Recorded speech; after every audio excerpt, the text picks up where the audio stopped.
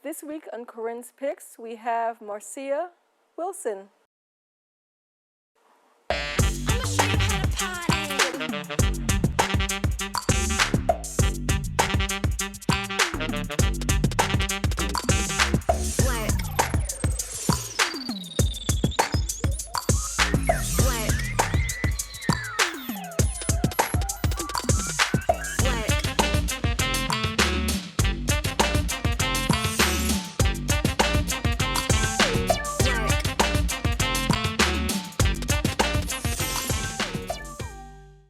Welcome to Corinne's Picks. We have part 2 of our interview with the miraculous photographer, Marcia Wilson. Hello, thank you.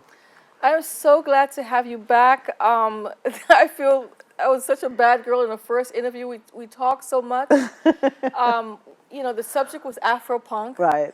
But we spent most of the time just talking and not showing the audience your work. So this time we're going to have to be vigilant and try to let's get into the work. Let's explore some of this photography. Right. Well, talking is art too, right? Right. So just for those who didn't see part 1, tell the audience. I know that you do lots of series, but in particular the series on Afro Punk. Tell them a little bit about the origins of that. Okay. Well, as I explained the first time was that I basically was photographed for a literary magazine, and I was informed about this.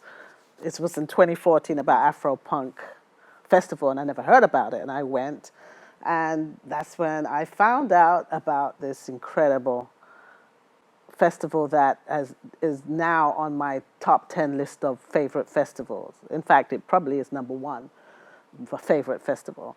And I've been, ever since 2014 to up to 2019, I collaborated with writers for media, whether it was for print or for electronic media. I photographed Afro Punk, and that's how I basically got into it. And one of the reasons why it's my favorite, one of my favorites, is because it was something that I could relate to growing up as a young woman in college, basically, and coming from England. A festival that I really wished was around back in the days, and that's how I got into Afro Punk. So this time we're going to let the audience see some of these images so that when we have these conversations, they have a context. They can really actually see what we're talking about. Right. It's such a beautiful. Yeah, it really is. It's such a moment in time for both of us. We're from the same ethnic background and same growing up experience. Absolutely, same age similar. group So type of thing. let's see the first image. Let's dive in. Let's discuss. FKA Twigs. Yeah, what was that? 20. I want to say 18. Yes, I believe that was 2018. Actually, it's funny because when I photograph Afro Punk, I always look up the artist before I photograph them. I want to hear their music. I just don't want to just go to photograph just anybody or anything. And so I actually saw her video before I went to Afro Punk, and I had to go and check her out. She's very intriguing and very sensuous and very different. And from the UK, yay! I've just learned that piece there. I didn't know she was from England, but she's from England. Gloucestershire. Okay, so let's look at another image, please. Ah, Jungle Pussy. She is amazing. I know the name is a little wild, but it wouldn't be wild. She wouldn't be wild if she wasn't Afro Punk. She is phenomenal. This artist here is absolutely phenomenal. I went and viewed her video, and I knew I had to capture her, because she's a phenomenal performer, and Afro Punk and talented. I love very talented. The fact that Afro Punk is really global. They have performers from all over the African diaspora that's involved in punk, rock, Yes, yes. heavy metal. South Africa, Yeah, yeah. everywhere. It Yeah. is growing. France and In fact, I think England. they have several. They have festivals all over the world now. I mean, Yeah, well, I know they have it in France. I know they have it in England. I know they have it in South Africa. I know they have it in I think Atlanta. Brazil, right? Brazil, I'm not certain. Really, No. I would love to I know go. Paris, right? Paris, definitely. think- England, definitely. I know Atlanta. I don't know how many people in the United States. I'm not certain. I know in New York, Atlanta. I don't know about any other spot. Well, I know that I go to the festival in Brooklyn, but then after the festival, I continue to see images from other festivals from all over the world. Yeah. I want to go to the one in South Africa. So You know, I saw a South African band. Ah, they were amazing at Afro Punk in Brooklyn. They were just so captivating and so strong, powerful. They were on the black stage. They have all kinds of stage. At Black Afro are Punk, they- there's so many stages on Afro Punk. are they now including groups that are not part of the African diaspora? Because some of the acts that I've seen, I wasn't sure. Like there was a group from Mexico. I wasn't sure if there was like a black person in the group. Right. They usually, if they have, I don't know. I've never seen a and well, then again, I mean, I try to capture as many of the artists out there, but I do see mixed bands. You know, Right, they had right. Suicidal Tendency up there. Right.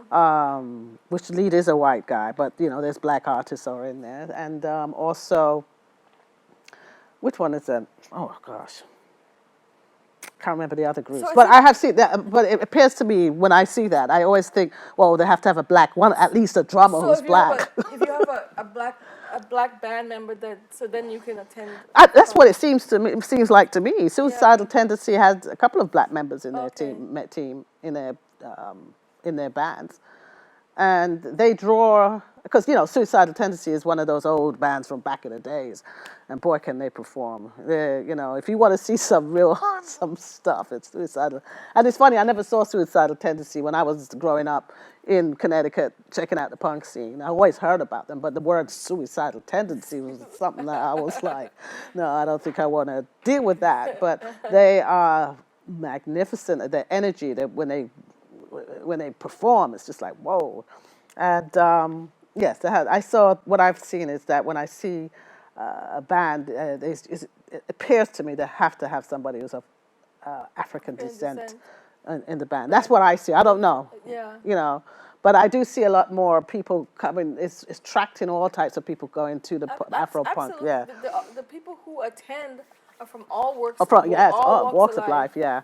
Yeah, they're all there. They're spending their money. It's a lot of money. They actually, I'm hearing that they're offering, whereby you do some community service and you can go for free. Yeah, Really? yeah. The one thing that we haven't talked about is, you know, we talk about the fashion in Afro punk. We talk about the music. The most unbelievable food in the African diaspora can be found. Really? Oh my I God! just they had all never had the patience to stand on the line. lines The were lines are awful, so but long. the food was so good. Oh no! I actually, for me, I have that's you know doing photography there. I learned to bring my own sandwich because you okay. have to because you just standing on the The line lines is are awful. right exactly, and then and then when you're going from one stage, you know they have like at least five. I mean, it's like 5 stages. You know that there's performance: the red stage, the gold stage, the green stage, the whatever stages, or they have colors for them, and you're trying to find them, and then you have to kind of, you know, it's a good thing I have energy and walking through. You have to walk over No, it people is to get to another huge. band. It's It is crazy. absolutely, you know, I don't know how they do it every year because it really has almost outgrown the venue. It is huge. Yeah, you yeah. know, I'm so wondering many if they're going to people. keep it there. I love the fact that it's in Brooklyn. I really do. Maybe we should, you know, put it in Prospect Park. But then, you know, gentrification, people were complaining. In fact, I'm hearing that people are complaining around that neighborhood about the Afro Punk Yeah. festival, which is a shame because I would hate to see it. I mean, I would love to see it get larger, but I would hate to see it be moved. So we're going to go to a commercial break soon. So let's see one image before we go to commercial. I love this one. I really love this one. Of these 2 women. I guess I should have asked, but I don't know if they are actually Muslims or whatever. But I just love the way when you capture the audience and they just feel so comfortable But in it seems like training. the zipper over Right, the mouth again, is a political yeah. statement Probably. in terms of Probably. probably silencing women's voices or Right. self-expression. That's true too. I mean, Maybe that to open up the zipper and to say something behind the I mean, thing. I don't I'm know. not sure if they're actually are they actually Muslim I women? don't know. I look at this photograph. I wish I had asked, but there's something to, especially the lady in blue, the one in blue. I don't know. I don't know. But I love the fact that they posed for me and they were very happy to do so. And I want, yeah, one of my regrets. I really should have asked because it would give me a really good sense of if everybody from the diaspora, Muslims, and are attending these events, who are attending Afro Punk. I mean, when you go to Afro Punk, I mean, definitely, I go for the music, and I'm not too much into the clothing part, but it is definitely a participatory event where people feel like they're participating by dressing and being photographed, right? And being seen, right? It's not like Halloween in that sense, but it's really a celebration of blackness. Absolutely. Yeah. Absolutely. And that's why I'm kind of assuming that those, especially the women in the, that they're Muslims. I don't think they would want to just kind of throw in, because I know they're young people who are black and Muslims who love the music and they love to dress up and they're no different. I mean, they're different maybe in about they're stylish. And they want to express themselves. The woman with the blue, she had those glasses on, which was quite flashy with the rhinestones around it. And the other one, she wore her mask with the zipper. It would be actually interesting. If I ever see them again in life, I would definitely stop them. By the way. So let's go to a commercial, and then we'll talk some more about some of these images. Mm-hmm.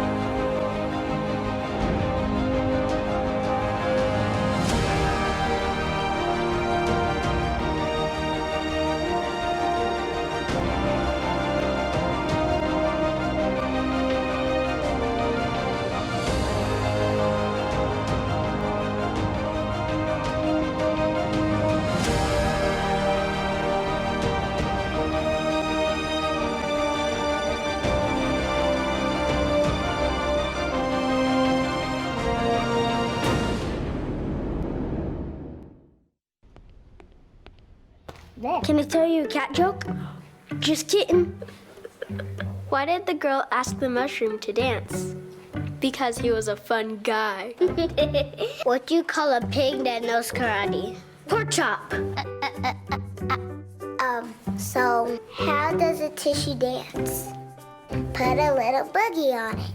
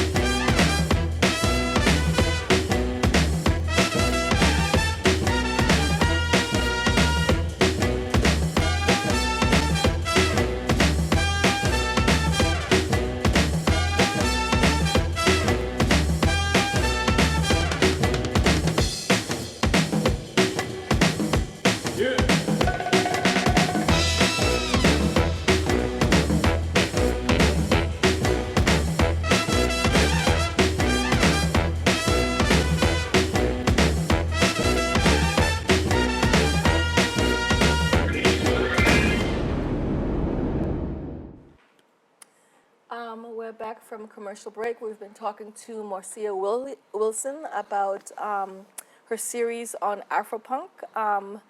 I would love to continue talking about some of your photography. Let's look at Okay. another image. Ah, Angela Davis and the great Nona Hendrix. This was a segment. This was in 20. When did my niece? 2018, and this was Black Woman Rock, and that's where Sate was part of this Oh, wow. stage, Wow. for that night. Wow. And Angela Davis went on stage, and man, and Nona was there singing. I wasn't quite sure what the mask is, what that represents, but it was great to see Angela Davis. For every young, active woman, activist, feminist, revolutionists, revolutionaries or whatever that just love Angela Davis. And when she came up on there, if the crowd just roared, and Nona Hendrix. You see, the thing with, I think young people, like young women who go to college, they're always going to probably read what's her her books, right? With Nona Hendrix, I don't know if they're very familiar with Nona Hendrix, with the labels and her music and stuff, but they still just, when you talk to somebody. Well, Patti LaBelle, I forgot what the group. Labels. The LaBelles. Uh-huh. I think they don't realize that Nona Hendrix is really a pioneer in terms of the Black rock movement. Yes, I think she's the absolutely. head of, involved in Black Rock Coalition. So she really has continued the legacy. People don't really see Patti LaBelle as being involved in rock, but she really definitely was. Absolutely. They really. But then she kind of went a different route when they all broke up. But eventually, if you see the kind of costumes that they had in Yes, LaBelle, yes. it kind of was a precursor to like the kind of fashion thing of the Black. Absolutely, yeah, it's true. Afro Punk. Especially they were the first. Yes. They had always had outlandish. Outfits. That's absolutely right. That's true. Yeah. That's true. And I've even seen Nona Hendrix. Last time I saw her perform was prior to that. No, actually, maybe it was after. At the same year, in fact, she was at Metrotech. She performed. Oh my God! I tell you, can I tell you the story? I saw her at a show, and at Joe Papp, and she was performing, and I was looking at her body, and when you're an aging woman, you kind of worry about what's going to happen to you physically. And then I saw Nona Hendrix. Oh my God, her butt was in shape. Her whole body was in shape.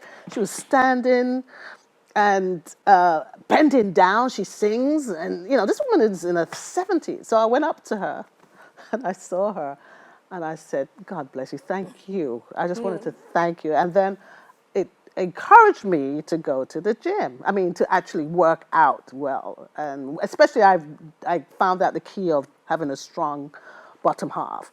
And that was by stooping down. And that was through Nona Hendrix. And then I saw her in the green room in the backstage, and I thanked her again and told her that what I did. And, people like Nona Hendrix who honored, who it was inspired me to embrace aging, because look at her. You should see her perform. You think she was 25 years old? Well, I want to say briefly, before we go to the next issue, something about Angela Davis. One of the first, prominent Black women that I saw wearing that natural hair as an afro was Angela Davis. Yeah. And then, and I think I must have been like 7 or 8. And I remember seeing her on the cover of a magazine. I said, "Who's that?" Because I thought it was so to see her hair. I was like, "Who's that?" I remember an adult telling me, "Oh, that's Angela Davis." And so she was like, not only was she a first woman with, with a big afro and the natural hair, but it was such a powerful image in terms of power. Yes. Black power. Yes. And I later met her when, I met her like, I think it was like the 80s. No, not the 80s, maybe the 90s. I met her in California, and she had long dreadlocks. And I met her at the Ashley flea market, and I was so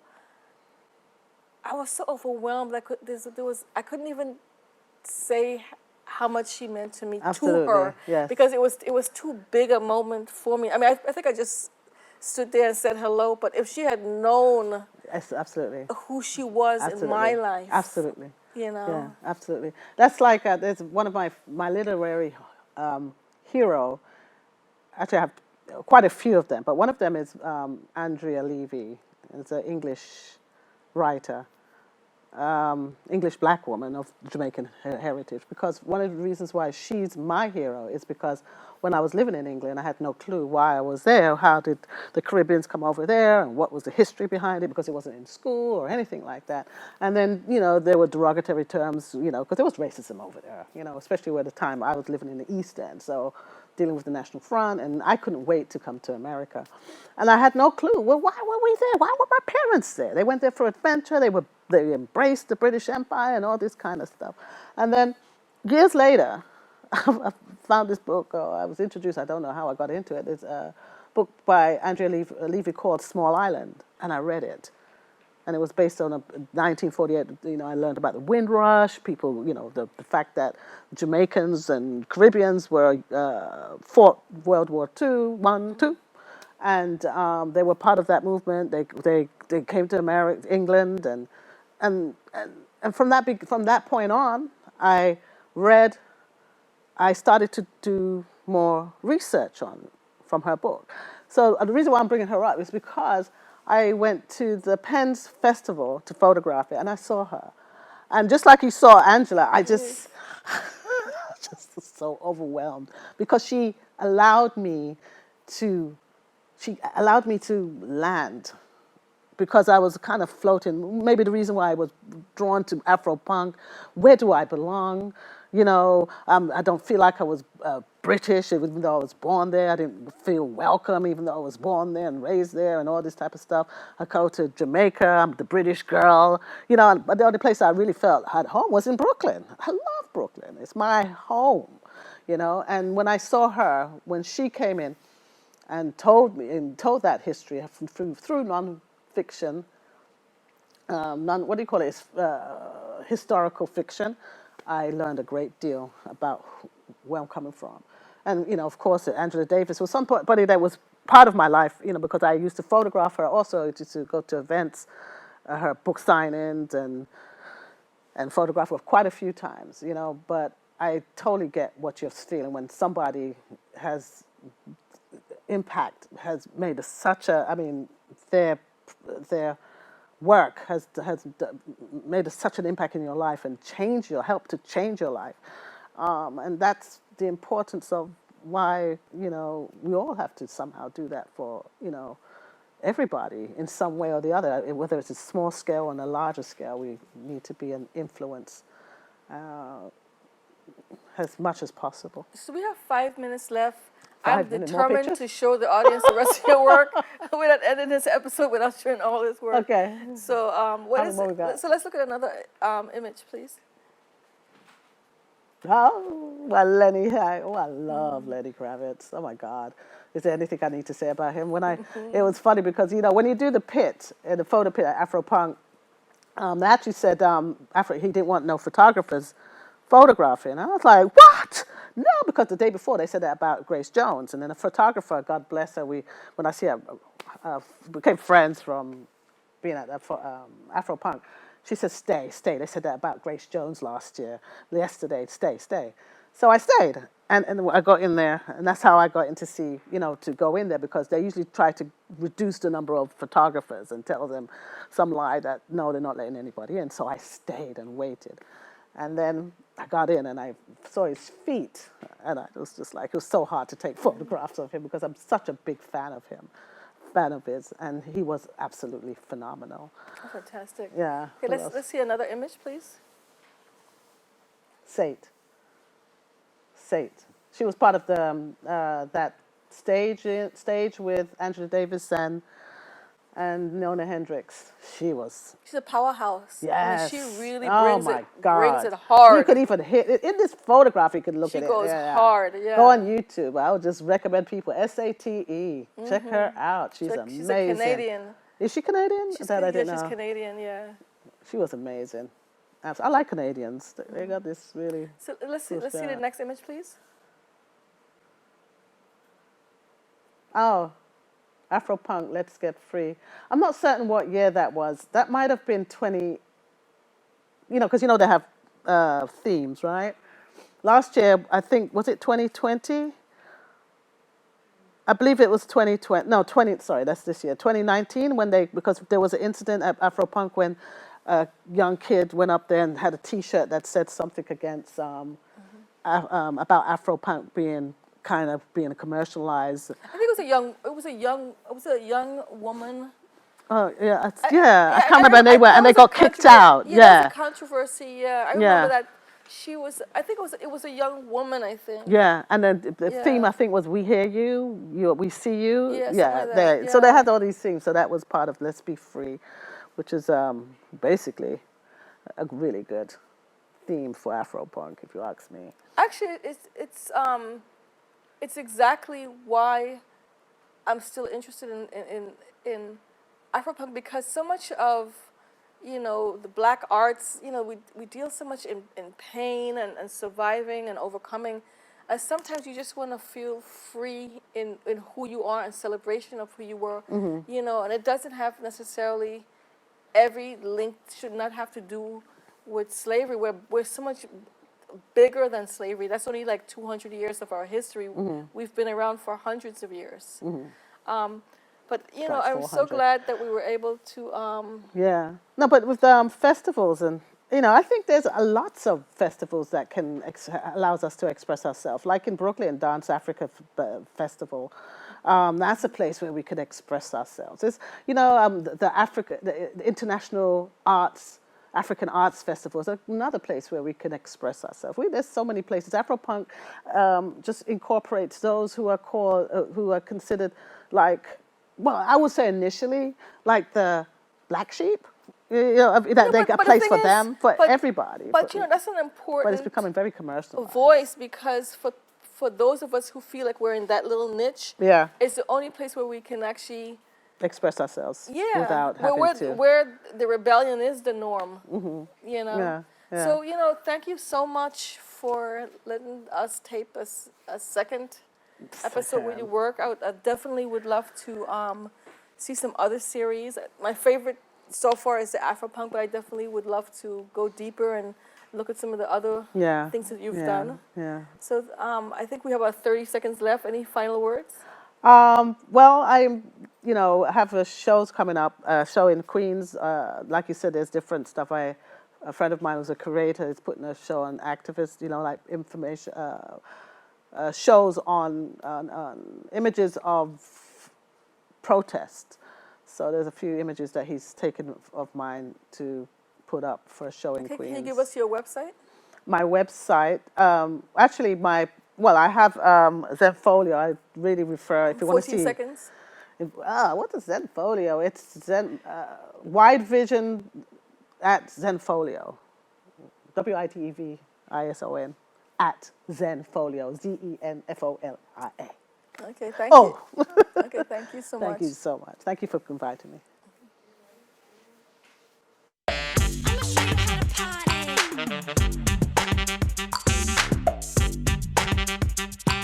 to party.